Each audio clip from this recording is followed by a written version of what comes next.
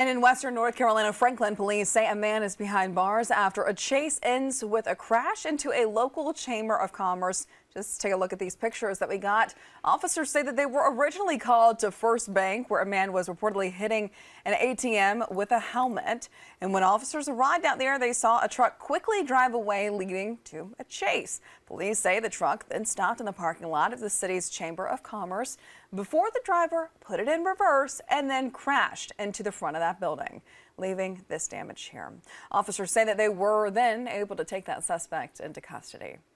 Police say that Kurt Boyton was wearing body armor. He had 2 handguns on him and 2 more in the truck. When he was arrested, authorities charged him with felony flee to elude, felony malicious conduct by prisoner, defacing public building, and 2 counts of injury to real property.